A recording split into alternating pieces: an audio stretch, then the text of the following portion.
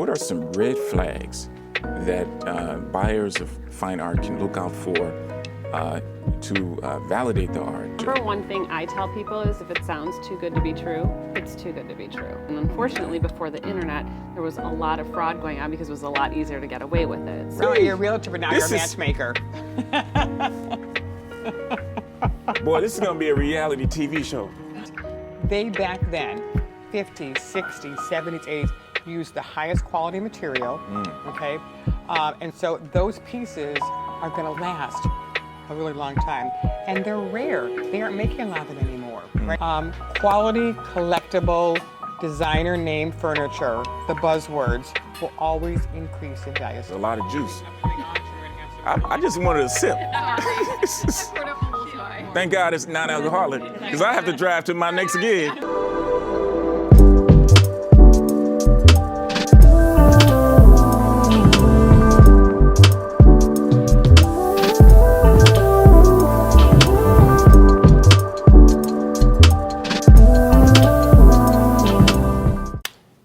There we go, yeah. Thank you. If you appreciate fine art and mid-century modern furniture, you're in the right place. Welcome to Premier Insights Podcast. My name is Raphael Levon Price, and this episode is custom built for the high net worth individual, the high net worth homeowner who thinks strategically about the financial value of their art collection. Joining me today are Terri Stearn, Trista Maltby, and later, Ms. Deborah Slobin. We are podcasting from the preeminent 25,000 square foot art and mid-century modern furniture gallery, Shoppe Modern, in Keego Harbor, Michigan. Welcome to the show, ladies. Thank you for having us. We're glad to be here. Yes, yes. We're glad to have you here, we should say. We are. I'm happy to be here. Yeah. I think for the third time. I think so. This really is a beautiful space, and it was very important for me to be able to do it here in person with you. You did say that. And not virtually. Yes. Because you have to be in person to appreciate the quality of art and the expertise that you have behind it. Thank you. So to kick off this podcast, I want to ask the question, how can art appraisal support estate planning and wealth management or charitable donations? All right, well, I have a little notes here, sorry, so I have Sure. everything. But art appraisals are really critical for planning and wealth management. We get a lot of people that, we have customers walk in right away, it's very fun.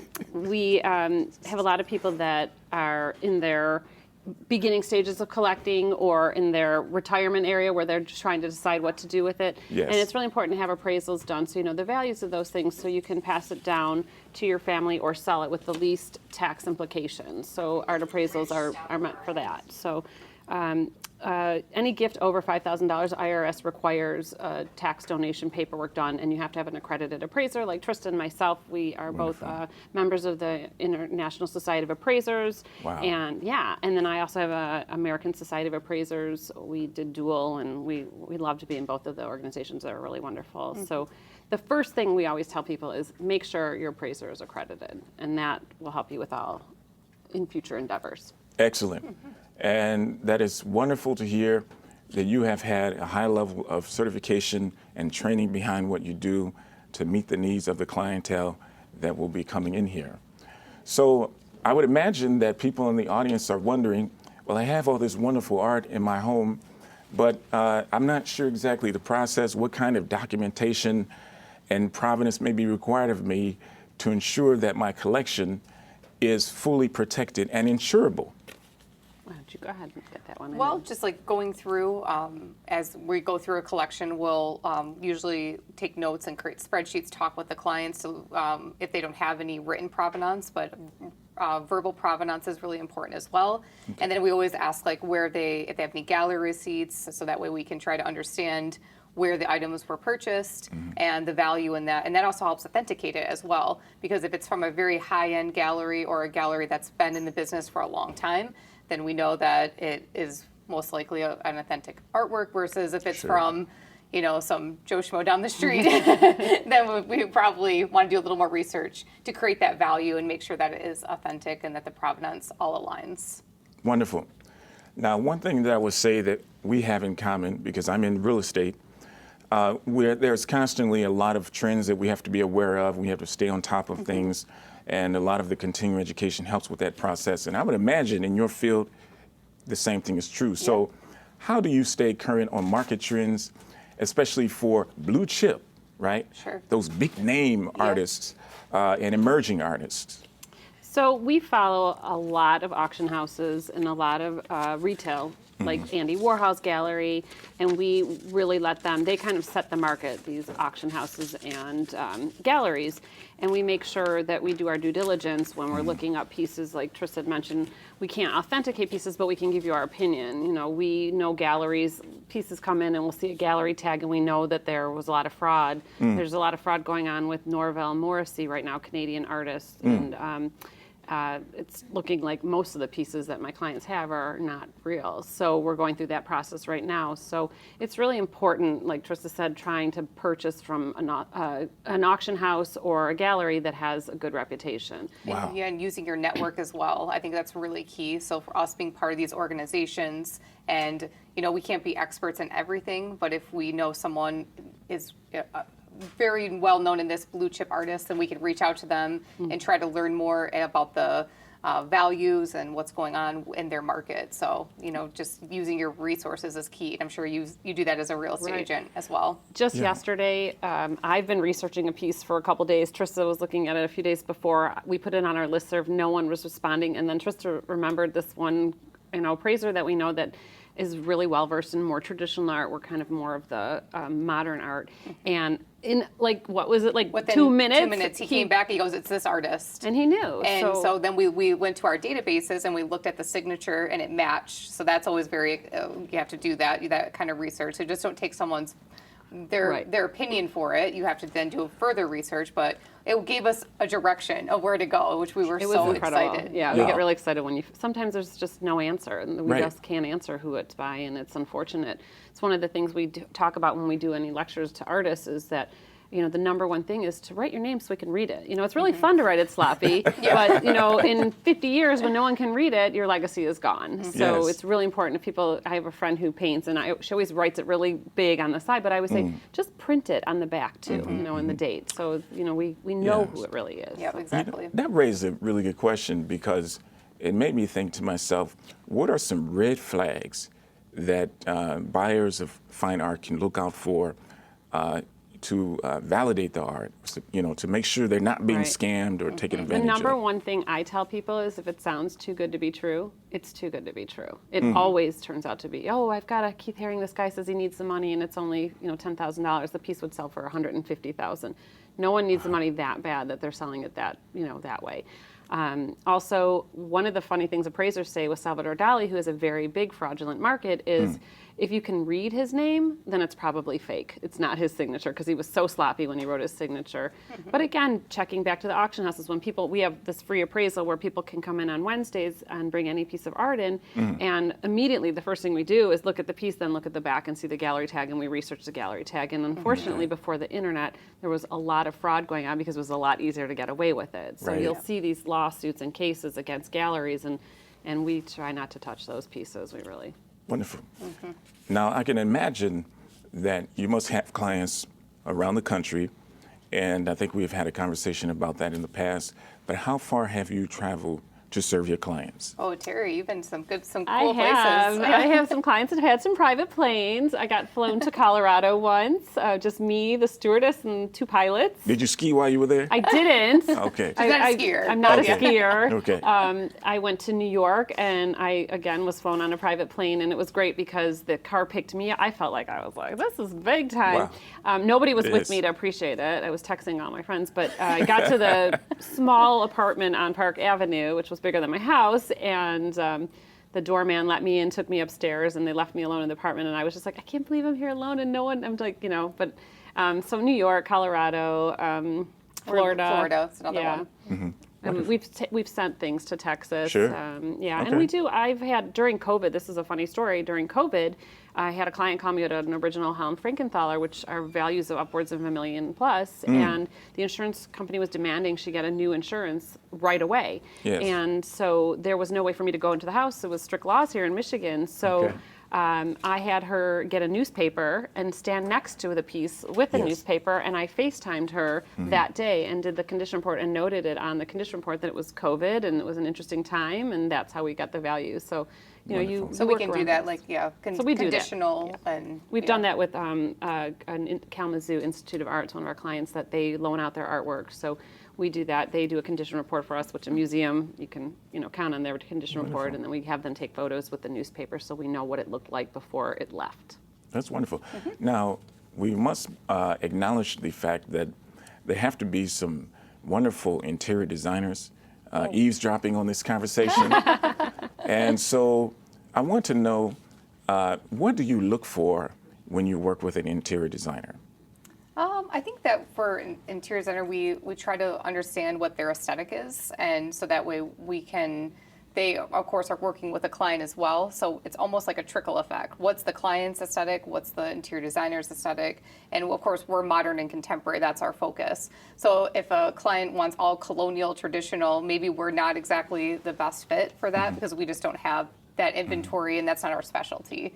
But art is really specific in a lot of ways, because I always say you have to buy what you love, Yes. not always what is going to go up in investment, because you don't have a crystal ball. We don't know what's going to happen over time. Yes. So when interior designers come in and they feel really moved by an artwork, they just say, I love the colors in this. This is a really great artwork, by the way, by Gene Davis. I love how the line work works. That to me, and this isn't something that you're buying to match the sofa, carpet, right? the sofa, right? Exactly. Like, this is something that you are buying or you're collecting because you know the artist and you want to know the history of it. So And it's you a want to little hard show with. off that you have $70,000 hanging on the wall. Yeah, exactly. This And does when have people an auction. when people buy artists like Keith Haring or Lichtenstein, they want it to scream that Yes, artist. So when someone exactly. walks in their house, they know, oh, that's a Keith Haring or Andy Warhol. Or this screams Gene Davis. This is what this artist specialized in, these stripes, and Wow. and it's a showstopper. So I guess piece. what I was trying to say, like with interior designers, is there's two routes of art specifically. There's decorative art, and then there's Okay. fine art. So decorative art is just going to be more low value, and it's going to be just, you want it to create a space and ambiance, and that's what we work with interior designers with sometimes. But then there's also art that is fine art that has history, provenance, it has a story behind it. And so we have to kind of figure out what our collectors are looking for. And Wonderful. not everybody can afford a $70,000 painting, but we want them to Yes. love it as much as the Yes. person that can afford that. Now, I know customers can call here and they can request a particular piece of furniture. I'm looking for a white leather couch. Yeah. And it needs to be, a four-seater. It needs to recline. Now, can a customer do the same thing with an art piece? Of course, Sure, we yes. love it. Yep, It's a challenge. Yep. Client wish list, we say, yes. Wow. And it's sort of magical how it sometimes happens. Even just the other day, we were talking about a client that was looking for, why can't I think of his name right now, the tile guy. A Glenn Michaels. Yeah, Yep. Glenn Michaels. And then I got a phone call, like, while the client was still here, oh, I've got a Glenn Michaels to sell. So it's just, sometimes it's really magical how the whole thing happens. That's wonderful. Now, let's get into a little bit more about your backgrounds. You can talk a little bit about your background, Terri, and then I'll give Trista a little bit of an opportunity to talk about her background, because I know you've worked in some European museums. And so let's start with Terri. and Sure, talk- no problem. So I graduated from Eastern Michigan with an art history and painting degree. I moved to Bloomington, Indiana right away. I got married. My husband was in law school there. So I worked in a gallery and a frame shop for a little bit. But when I moved back here, I started working in the gallery field, and I really loved it. And I also worked in the museum field, and I curated 47 exhibits is my number right now. Wow. So after a while, I was like, I don't know what else to do, because it's hard to come up with these great projects. And I had some clients that wanted some values on artwork. So I started looking into that, and I'm like, this is kind of fun. This is like a fun job, and I can do it on my own hours and that kind of thing. So that's kind of what I did. My husband, being a lawyer, and he went to law school down there, said, well, don't you need like accreditation? So I looked into it, and I got accredited through the American Society of Appraisers first, and then the International Society of Appraisers secondary. Amazing. Yeah. Great and that's- background. Yes, yes. And Terry's been a great mentor for me throughout this process as well. I Sure. wasn't an appraiser before I joined Terry's team, Okay. but she really encouraged me to do that and to get that accreditation. And we've just been like a little dynamite team, I think, Really? since then. But I started off in museums, as you mentioned. So my background is in art history and studio art. And then I moved to Italy and I lived in Florence for 1.5 years, which was incredible. And that whole time we were going to various museums in the city and working with the curators, the directors, the collections management to learn hands-on what museums were doing in the city of Florence, which arguably is one of the greatest museum cities in the world. So it was incredible. I came back home and then decided I still had a travel bug in me and I still wanted to be in the art world. So I joined cruise ships and was an auctioneer on international cruise ships around the world that spanned from Australia, Asia, Europe, of course the Caribbean. She's been everywhere. And so that was great fun. And then my hometown is Michigan, or my home is Michigan. So I came back to Michigan and was working in galleries and doing private consulting. And I met Terri and been here for the last 5 years. Amazing. And I must ask you, because you've had the wonderful privilege of living in Italy. Now, I've been to Europe before, but it's been over 20 years. Okay. And I don't want to date myself on this show. But I was there for musical reasons. I was a part of a wonderful orchestra. Amazing. And we did a European tour and a competition. So I want to ask you, did you have a chance to experience any of that great opera? Oh, And that great yes, I European- actually was in Vienna 6 months ago, and I was able to go to the Opera House, and it was quite incredible to see that, and just chills. The opulence. Yes, yes, it was.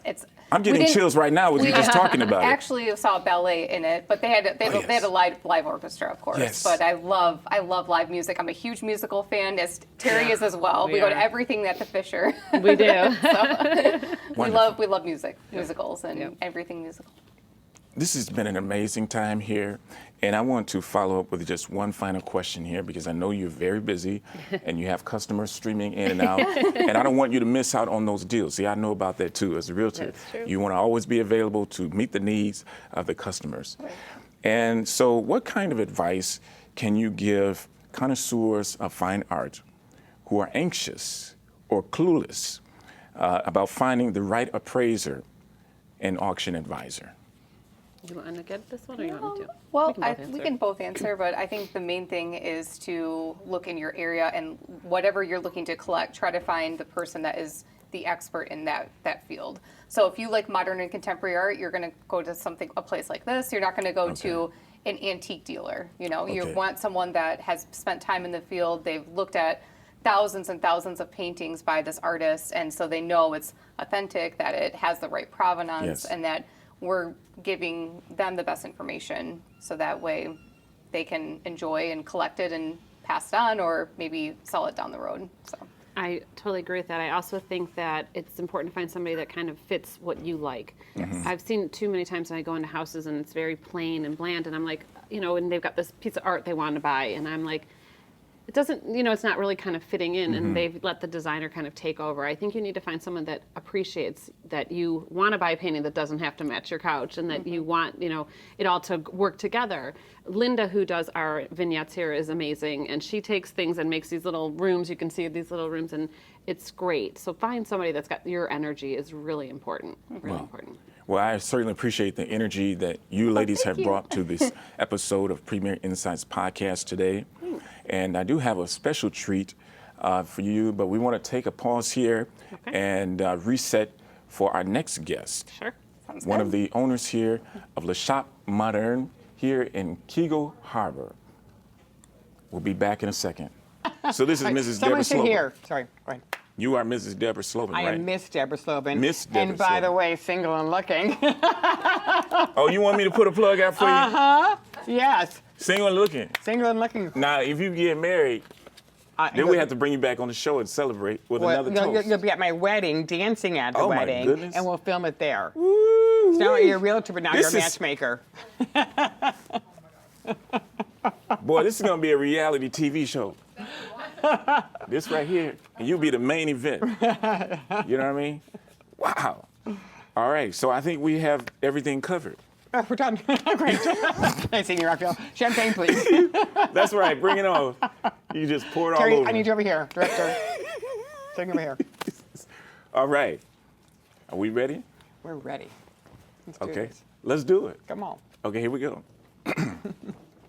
Welcome to part 2 of today's episode, where we are addressing the needs of the high net worth home buyers, right here from the Shoppe Modern in Keego Harbor, Michigan. I'm sitting here with one of the store owners of this famous auction house, art gallery, and mid-century furniture store, none other than Miss Deborah Slobin. Welcome to Premier Insights Podcast. Thank you so much for having us and for coming to our show. We're glad to have you here. The pleasure really is all mine. And we have actually had such a riveting discussion before we actually began the podcast that I almost feel like I don't know where to begin. But let's start with, how was your visit to Europe recently? You had a trip there and you said you had a wonderful time on the road. It was amazing. So I had the privilege and honor of flying to Munich, Germany, where my best friends have moved. I moved there about 2 years ago, and they had a brand new baby girl who I had to come see. Thank you.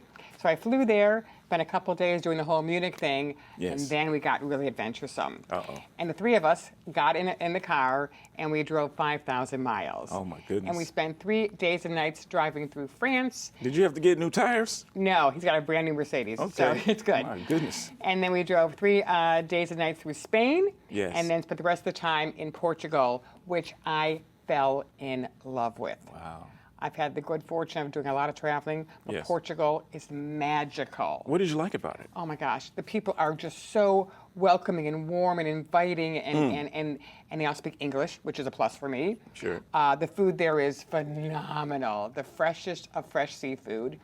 And just the architecture and the design and the culture, and you're walking down the street and you're hearing, music playing and people singing, and it's just so fantastic. And it's very inexpensive. I'm hearing that you had a sensory overload in Portugal. I did. I could see myself living there one day. Wow. It's wonderful. I tell everybody, go to Portugal. It's Well, wonderful. we don't want you to move the shop to Portugal. Oh, please not. We're trying to bring the business here. Pop up in Portugal. Maybe you have another campus another store over there. There you can go. have Yes.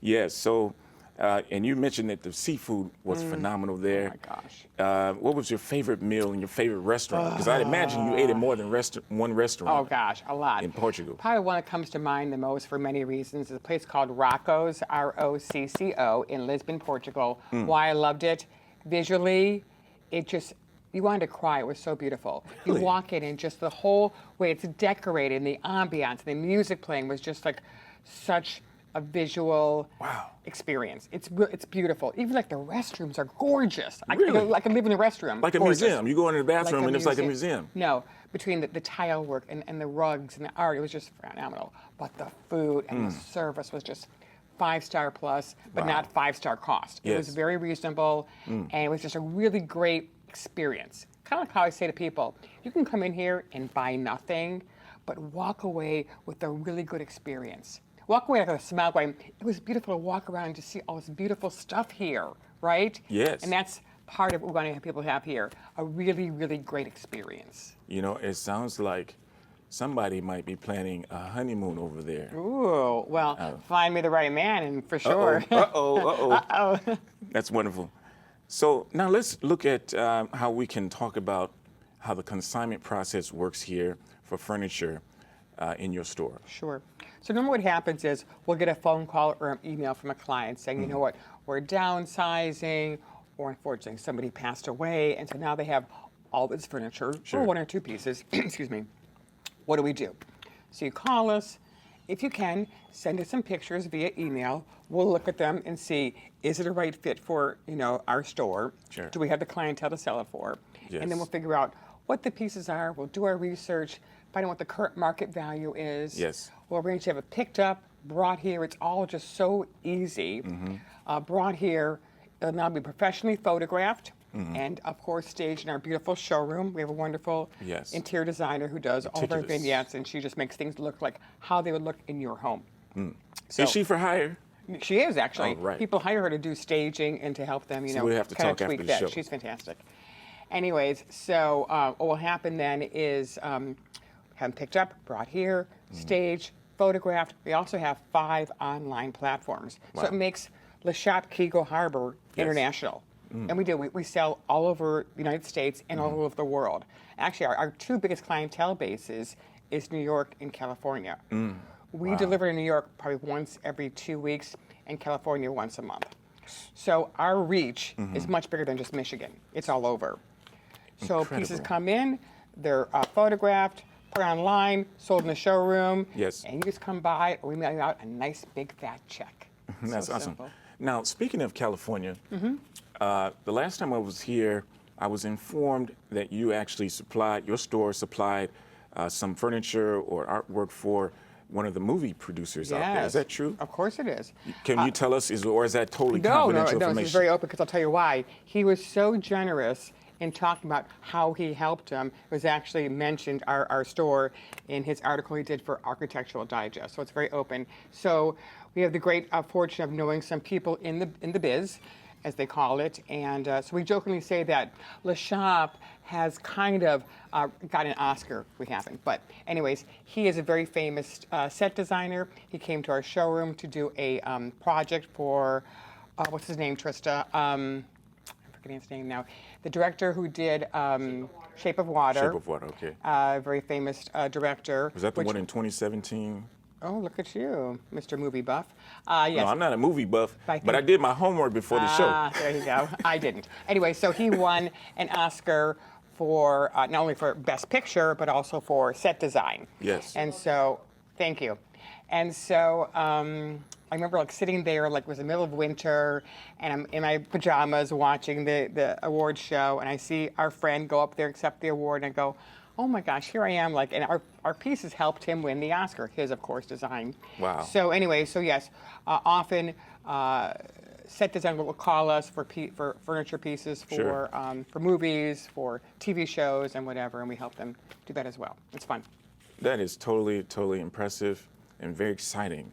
So you touched on music, Yes, you touched on cinema, yes, my favorite. you touched on the culinary Yes. aspect of everything. Correct. And I mean, what more is there to talk about? Let's get into maybe the multifaceted nature of the business. Yes. So we kind of call like Le Shop this wonderful umbrella that Sure. houses 3 wonderful businesses that all play really well together. So we have this great 25,000 square foot showroom, right? Yes. Things come in for consignment. Okay, but also part of the umbrella is we do estate sales. Okay. So every weekend we're hosting an estate sale for somebody who's moving, Wow. downsizing, whatever. And then of course we have our wonderful Le Shop auction house. Yes. The nice thing is all 3 of them do a great dance together. Okay. Let me explain to you why. We're going to do an estate sale for you at your house.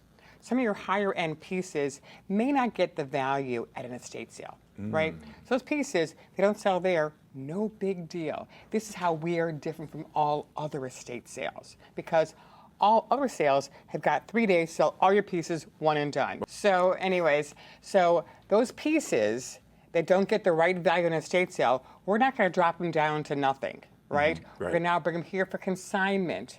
It gives it a whole nother life here piece at a whole nother higher price value, right? There could be some pieces at your estate sale that would do really, really well for you at auction, garner you some very big dollars. We're not going to sell them for estate sale prices. We're going to bring them here, right, and put them here for our next auction.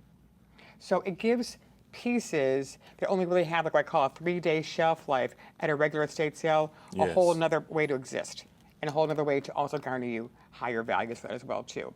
So, so estate sales, auctions, the store, they're all 3 really great ways for people to make the most money from their pieces. Wonderful. So I know that there has been an evolution of this estate sale business in Detroit.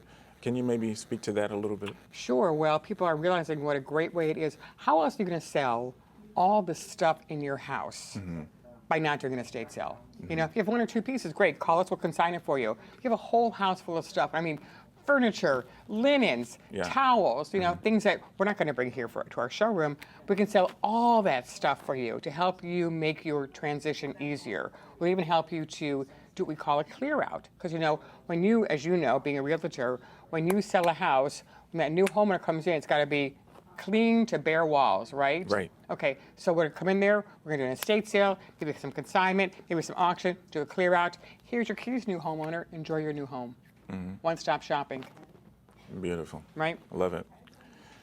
And so one thing I also learned today in speaking with your team is, and I didn't know this, is that I knew this to be true about musical instruments like a violin, for example. The very nice quality instruments will appreciate over time. Correct. We know that about fine art, that it can appreciate over time. We know that about houses. Yeah. Really good quality homes in nice areas will appreciate over time, especially if they're maintained properly.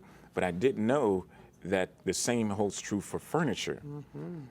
Would you please Yes. elaborate on that a little bit? That's the big surprise for a lot of people who were not collectors. So yes, so furniture nowadays, unfortunately, we call a 3 to 5 year lifespan. Okay, because of the quality, or say a lack of quality, Sure. and the kind of materials they use. Most furniture bought nowadays, in about 5 years, will end up in some landfill. Okay. There's a reason why I told you earlier why the things you're sitting on right now, like Yes. for instance, okay, this sofa I'm sitting on right now is from the 1980s. Makes it 45 years old.